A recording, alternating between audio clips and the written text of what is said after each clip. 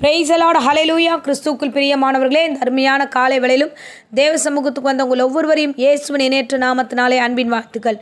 இந்த நாளிலும் மத்தேயு 6ஆம் அதிகாரம் 8வது வசனத்தை அடியேன் வாசிக்கிறேன். உங்கள் பிதாவை நோக்கி நீங்கள் வேண்டிக் கொள்வதற்கு முன்னமே உங்களுக்கு இன்னது தேவை என்று அவர் அறிந்திருக்கிறார். ஆமேன், ஹல்லேலூயா. பாருங்க, உங்களுடைய தேவைகள் இன்னதென்று அவர் அறிந்திருக்கிறார். யாருன்னா, இரட்சகராகி இயேசு கிறிஸ்து நீங்கள் ஜெபிப்பதற்கு முன்பதாகவே எதற்காக ஜெபிக்க வரீங்க, என்ன வேணுன்றத அவர் அறிந்திருக்கிறார் என்று வேதம் சொல்லுகிறது. ஹல்லேலூயா. ஆகையால நம்முடைய பரம தகப்பனாகிய கர்த்தர் எல்லாவற்றையும் அறிந்திருக்கிறார். நம்ம எதை குறித்தும் கவலைப்பட வேண்டிய அவசியமே இல்லை, நம்ம சோர்ந்து போக வேண்டிய அவசியமே இல்லை. ஆண்டவரே, எனக்கு இதெல்லாம் தேவையா இருக்கே, நீங்க உங்களுக்கு ஒண்ணுமே புரியலையா, நீங்க புலம்ப வேண்டிய அவசியமும் இல்லை. கர்த்தர் எல்லாவற்றையும் அவர் அறிந்திருக்கிறார். இன்னது தேவை, இந்த நேரத்தில் உன் வீட்டிற்கு என்ன தேவை, உன் தனிப்பட்ட காரியங்களுக்கு என்ன தேவை என்பதையும் அவர் எல்லாவற்றையும் அறிந்தவராக இருக்கிறார். ஆமேன், ஹல்லேலூயா. ஒரு முறை பேதுரு என்ன சொல்லுகிறார் என்றால், நான் மீன் பிடிக்க போகிறேன், இயேசு கிறிஸ்துவும் இல்லை, அதனால நான் மீன் பிடிக்க போறேன், என் பழைய தொழிலுக்கே நான் போறேன் அப்படின்னு சொல்லிட்டு அவருக்கு போகும்போது அவரோடு கூட மற்ற சீஷர்களும் போகிறார்கள். போகும்போது அவங்க முழுவதும் என்ன பண்ணுகிறாங்கன்னா, வலையை வீசிக்கொண்டு அவர்கள் மீன் கிடைக்குமா, ஏதாவது வருமானு அவங்க ரொம்ப ட்ரை பண்ணாங்க. அன்னைக்கு ராத்திரி முழுவதும் வரல. இது எல்லாவற்றையும் அறிந்தவராக அந்த இடத்துல இயேசு வருகிறார். வந்து அங்கு நின்று பார்க்கிறார். இவர்கள்கிட்ட ஒண்ணுமே இல்லை என்பதை அறிந்து, என்னது இவர்களுக்கு தேவை என்று கர்த்தர் அறிந்து புரிந்து இந்த வேளையில் அவர்களிடத்துல சொல்லுகிறார், நீங்கள் வலது புறமாக போய் நீங்க வலையை போடுங்க அப்படின்னு அவர் சொல்லுகிறார். அதே போல சீஷர்கள் போய் வலது புறமாக போடும்பொழுது திரளான மீன்கள் அவர்களுக்கு கிடைத்தது. அவர்களால் அந்த கடல்ல இருந்து அந்த மீனை எடுக்க முடியாத அளவுக்கு 2 படகு நிரம்பத்தக்கதாக அவர்களுடைய ஆசீர்வாதங்கள் பெறுகிறது. அன்றைக்கு ஆண்டவர் அந்த மீனை கொடுத்து அவர்களை ஆசீர்வதித்தார். தேவனுக்கு தெரியும், இன்னதென்று தெரியும்.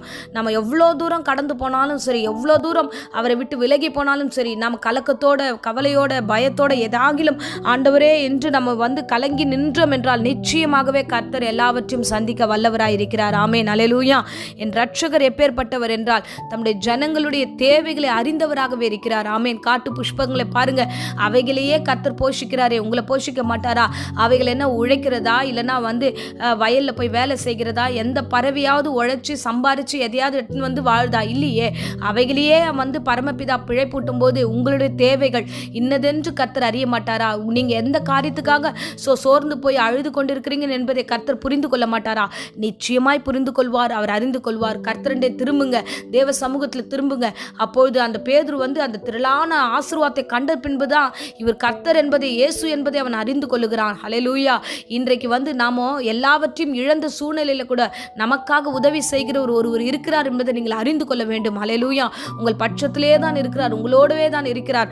அவர் நீங்கள் வேண்டிக் கொள்வதற்கு முன்பதாகவே இதற்காக தான் நீங்க முழங்கால் படியிடுகிறீர்கள் என்பதை அறிந்தவராக அவர் செயல்படுகிறார். ஆமேன், ஹல்லேலூயா. இப்பேற்பட்ட இரட்சகரை நம்ம இந்த வேளையில தெய்வமாய் கொண்டிருக்கிறோம். ராஜாதி ராஜாவை நம் தெய்வமாய் நம்ம தொழுது கொள்ளுகிறோம். நாம் பாக்கியவான்கள். இந்த வேளையில இந்த பிரசங்கத்தை கேட்கிற அருமையான பிள்ளைகளை, இரட்சகர் உங்களோடு இருக்கிறார். தேவைகளை அறிந்தவர் உங்களோடு இருக்கிறார். எப்பேற்பட்ட பிரச்சனையா இருந்தாலும், எப்பேற்பட்ட பண பிரச்சனையா இருந்தாலும், தேவைகளா இருந்தாலும் அவர் சந்திக்க வல்லவராய் இருக்கிறார். அவராலே கூடாதது ஒன்றுமில்லை. உங்களுக்காக எல்லாம் அறிந்தவர் உங்கள் பட்சத்தில் வருகிறார். பேதுரு தேடி போல, பேதுரு தன்னுடைய காரியங்களுக்காக அவன் கடந்து போகிறான். ஆனா இயேசு கிறிஸ்து தான் அவனை தேடி போகிறார். அவன் குறைவோடு காணப்படுகிறான். அவன் தேவைகள் அவனுக்கு உண்டு என்று அறிந்து அவன் கிட்ட போய் அவன் தேவைகளை சந்திக்கிறார். இன்றைய நாளும் நீங்க எவ்வளவு தூரத்தில் இருந்தாலும் சரி, கர்த்தர் உங்களை தேடி இந்த பிரசங்கத்து மூலமா உங்களை ஆசீர்வதிப்பார், உங்கள் தேவைகளை சந்திப்பார், உங்களை வழி நடத்துவார். ஆமேன். இப்பொழுதும் இந்த நாட்கள்ல உங்களுக்காக அடியேன் ஜெபிக்கிறேன். அன்பு இரட்சகா, என் பிள்ளைகளுக்காக ஜெபிக்கிற ராஜா, இன்னதென்று நீர் தேவைகளை அறிந்திருக்கிறீர். ஆண்டவரே, என்னென்ன தேவைகளோடு கண்ணீரோடு ஜெபிக்கிறார்கள் என்பதை புரிந்து வைத்த தெய்வமாய் இருக்கிறேன். என்னுடைய தேவைகளை சந்திங்க, பண தேவைகளை சந்திங்க, சூழ்நிலைகள் எல்லாம் ஆசீர்வாதமாய் அமைத்து தாங்க. ஆண்டவரே, பயத்தையும் நடுக்கத்தையும் இயேசு நாமத்தில் சபித்து கட்டுகிறேன். ஒருவேளை இந்த வேளையில வியாதியோடு பலவீனத்தோடு யாராகிலும் இந்த பிரசங்கத்தை கேட்டா, அந்த வியாதி இப்பொழுதே இயேசுவின் நாமத்திலே சுகம் உண்டாகட்டும், பலவீனம் நீங்கட்டும். கர்த்தர் கூடவே இருக்கிறீர் என்ற உணர்வோடு கூட இந்த பிள்ளைகள் வாழட்டும், தொடர்ந்து வழி நடத்தும். இயேசுவின் இணையற்ற நாமத்தில் இந்த பிள்ளைகளை ஆசீர்வாதத்தை ஒப்புக் கொடுக்கிறேன், ஜீவனுள்ள நல்ல பிதாவே. ஆமேன், ஆமேன். Praise the lord. God bless you.